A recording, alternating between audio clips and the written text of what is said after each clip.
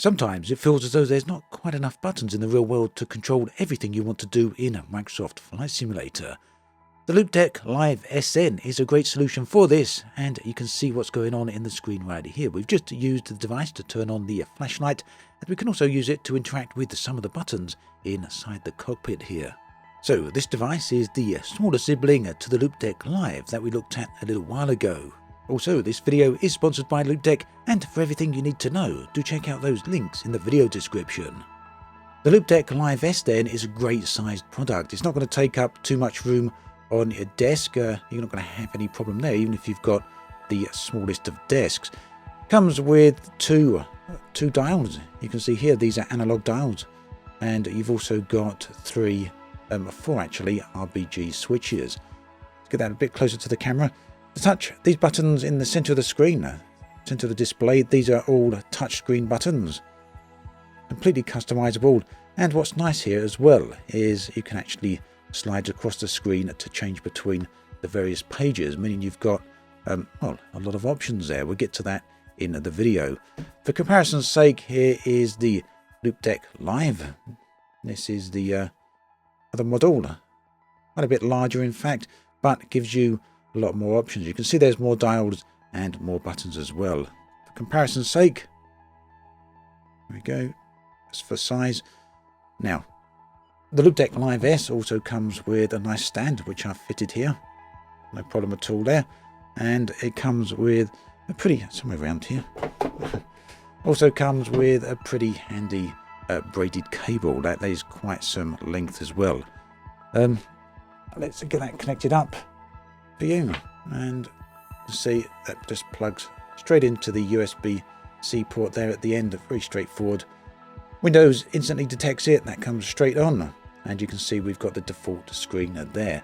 The screen is entirely customizable, and we're going to look at that with Microsoft Flight Simulator right now. Okay, so we're back in the cockpit of the airplane. On the Loupedeck Live, we got the lights panel active.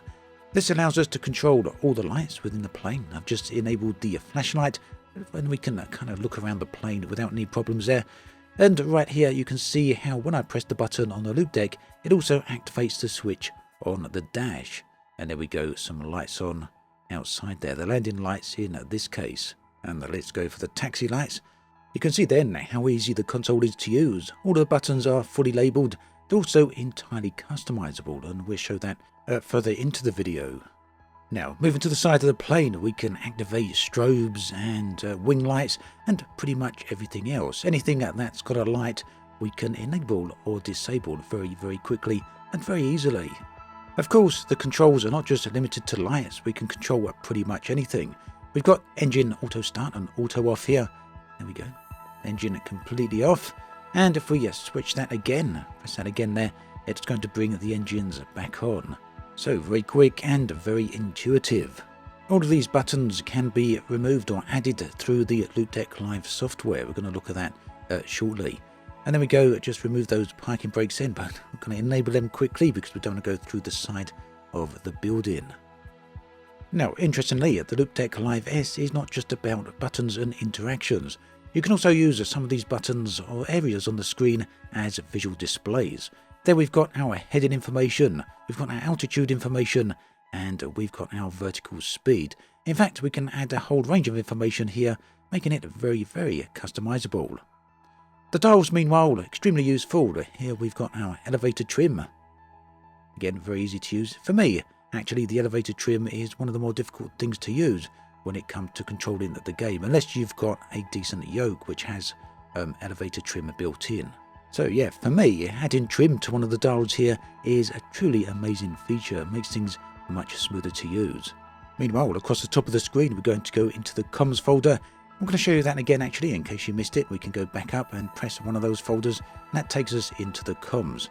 We can switch out our frequencies there for the one that's on hold and the one that's active. Same for the one on the bottom there. So one of those is the navigation, the other is the comms.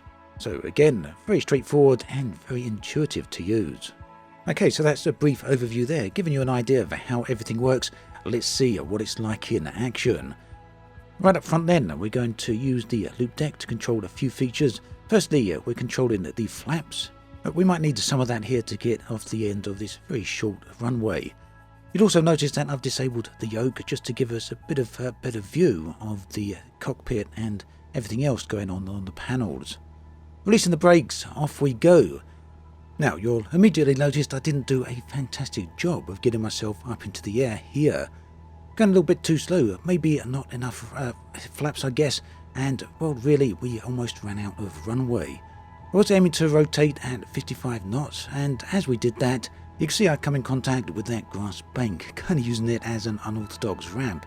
At any rate, we got up in the air with no real problems.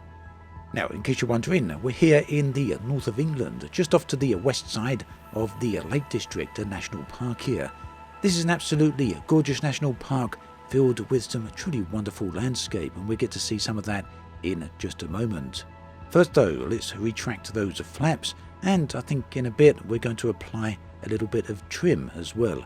All done again through the Live S. I'll take a few moments here to talk a little bit more about the Live S as well.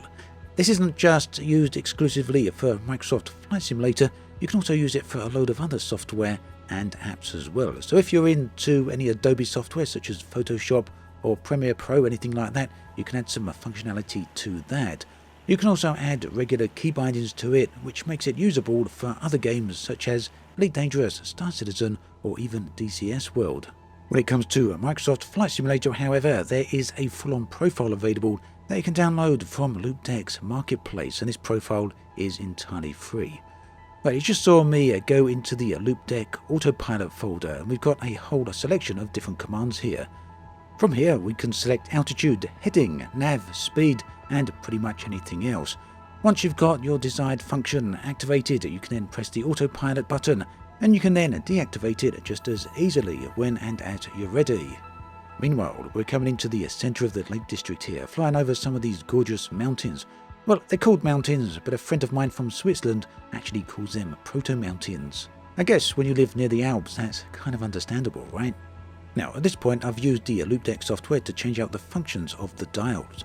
We can use one of the dials to change altitude for autopilot. Have a look how that's actually affecting things. Very, very smooth and very easy. And you can also see how I've changed the other dial to heading. As we change the dial there, you can see our heading is also changing. Now, generally speaking, you're probably not going to want to change out the functionality of these dials or these buttons whilst you're actually in Sim. You can alt-tab to the Loupedeck software and swap the functionality out anytime you like, and that is exactly what I did here. But for general purposes, you're probably not going to want to actually do that. We are going to look at the Loupedeck software in just a moment though, so please do hang around for that. So we've got our altitude and heading set in. We're now going to activate the autopilot, and you can see immediately the effect that has had. So this is really nice because it means we can control the craft, control the plane and much of its functionality without directly interacting with too many of the panels in the cockpit itself. Interestingly, we can also control the heading and altitude whilst we're in the showcase cam outside the plane. If you're a fan of using the showcase cam, then this will allow you some control of your plane whilst you're actually out here recording some footage. You can see also that we've still got the display here for our heading and our altitude and all the other information, and we can see that whilst we're in this external showcase cam as well. So very handy stuff, especially for people who'd like to record footage and take a load of screenshots. At this point, I'd like to swap over to the Loupedeck Live. As I said earlier on, this is the slightly larger model. You can see as soon as we've plugged that in there, it's immediately activated. We've got 6 dials here, which does make things a little bit more flexible, and a bunch more buttons along the bottom. Now, in terms of what this means for Microsoft Flight Simulator, well, the additional dials mean that you can have a far more active controls. Here I've got throttle activated, as well as propeller and elevator trim. On the other side, we can control heading, that's for the autopilot, so heading, altitude, as well as speed. You'll also notice that the Live has a little bit of additional screen space. Down the left-hand side and the right-hand side, we get some extra information. Now, you'll also notice that heading, altitude, and speed are doubled up here, and that's because I wanted to show you the extra buttons that you would gain from doing this. In short, it means you can replace those central displays for activation buttons or functionality buttons. And meanwhile, we can add functions or keybinds to those buttons at the bottom. In this case, it is the escape key. So how does all of this work? But when it comes to the Loupedeck software, both the Live and the Live S work in exactly the same way. You connect them in and you can customize the display via the Loupedeck software. You can also see that as I'm swiping left and right on the Loupedeck, it will change between various different pages. Currently our second page is empty, so we're going to put a few more folders over there. We're going to go with Airline, Comms and ATC. We can then activate these whenever we want. That will drop us down into other functions, so everything we need for the airliner here, we can then switch back up and we're going to jump into comms. Now this is radio frequencies. You can change these as and when you want, and tapping on the frequency will swap out the one that's on hold to the one that's active. Now another advantage to having these extra dials on the Live is that you get a little bit more control over the actual frequencies. You can change both sides of the frequency from that decimal point. Also, in case you're wondering, like we can swipe left and right to the various pages on the main panel, we can actually add another panel, another display to the sidebars as well. So scrolling left and right on the main display and up and down on these little side panels. Pretty handy. Now, if you don't want all that extra functionality, or if you prefer to go for something of a slightly lower price, then the Live S still has a whole ton of functionality as well. This is extremely useful. Just as what we could do with the Live, we can add extra pages on here. We've got the airliner folder added, the comms folder, as well as ATC. And again, we can control the comms frequency here and sort them out just by simply touching them. Another nice feature is the ability to control the function buttons on the side of the device.